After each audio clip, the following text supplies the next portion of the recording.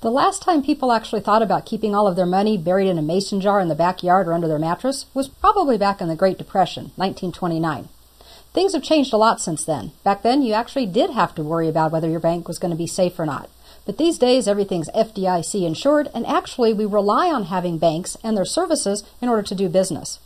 In this chapter, we'll talk about working with bank accounts. Everybody has at least one, if not more than one. We'll talk about how to write checks, how to transfer funds, and even how to take care of transactions that occur outside of QuickBooks in the real world. You had the option to add bank accounts during the Easy Step interview, but you can also add them later. If you're in business for some time, you'll most likely add new ones or make an account inactive at some time, so knowing how to work with them within an existing company file is a good idea.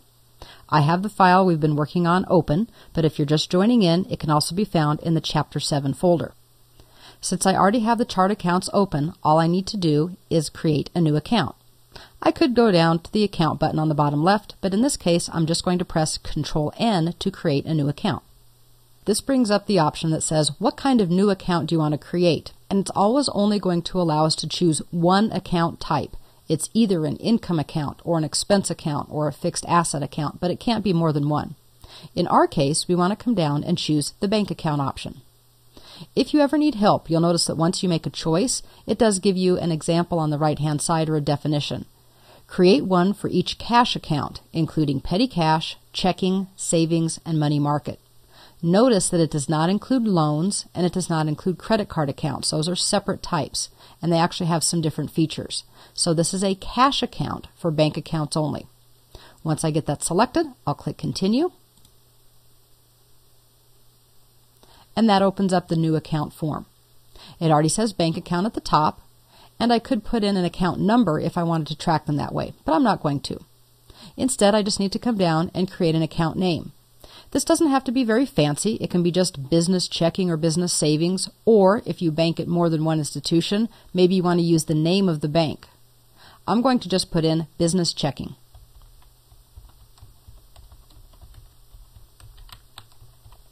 Fairly simple, but sometimes simple is better because that's all the information I need. I also am not using sub-accounts. I could put in a description of the account, and that would be important if I had more than one account at the same institution of the same type. For example, I might keep multiple checking accounts, one out of which I write tax liabilities, another maybe I use for hardware purchases or assets. That's when it would become important to have a description. What I do need to have, of course, is a bank account number. So I will put in the bank account and the routing number.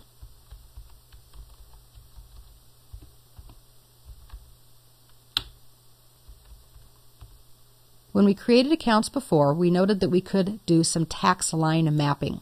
As soon as I click on that, though, you'll see that it tells me there's an error. Routing numbers actually have to be 9-digit numbers. That's a requirement. And if you're not familiar with it, a routing number is actually the ID number of a certain bank. I'm going to say OK, and I'm going to try entering the routing number again.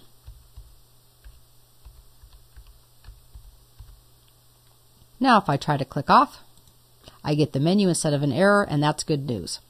Since I'm not actually relating tax categories to this, I'm going to change the setting from unassigned to not tax related. That way I can be sure that I'm not just missing the information, but that it actually doesn't belong. Then of course I can enter an opening balance by clicking the opening balance button. I'll go ahead and enter that. Notice that it does say statement ending balance. You should have your last bank account statement from which you're taking this information, as well as the statement ending date.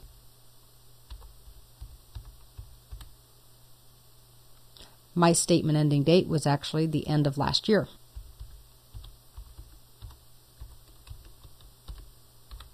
And then I can say OK. If you need to order checks or you want to be reminded to order checks, it's kind of nice that it says, remind me to order checks when I reach a certain check number. That's for those people who always forget, and then before you know it, you don't have any checks and you have to wait 2 weeks. You also, of course, can order checks that you can especially print from QuickBooks. They're formatted that way. That's an option, and you can learn more about that by clicking on the link. At this point, I want to create a second account, so I'm going to choose Save and New. There's my happy little reminder that's telling me it's more than 90 days old, and I'll just click Yes to go through it. And then I'm presented with a new account. Notice that it does recall what the account type was that I'm working on, so I don't have to enter that again.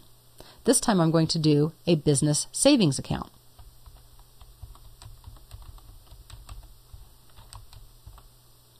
And again, I have to put in all of the relevant information.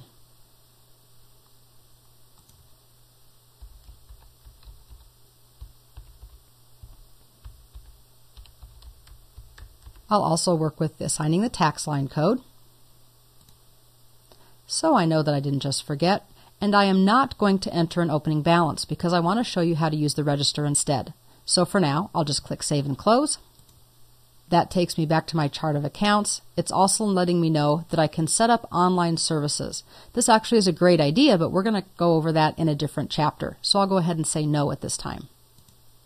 Now I can look at the top of my list and see that both of my bank accounts have been added. I promised that I would show you how to add money to my savings account. So to do that, I'm simply going to double-click on the entry for the account, and that opens the register.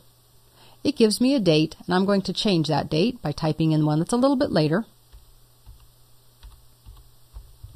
And I prefer to use my Tab key to move through, so I'll press Tab. I'm going to delete the transaction number because this was actually an opening balance.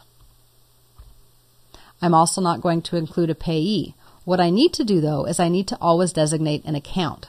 If I go here, I can get my chart of accounts, and I can see what options I have. Now you'll notice that it kind of scrolls down to expenses because it thinks that you're writing a check or doing something like that. Instead, this was something that I started with. So I'm going to look at my equity accounts. And I'm going to start off with an owner's equity.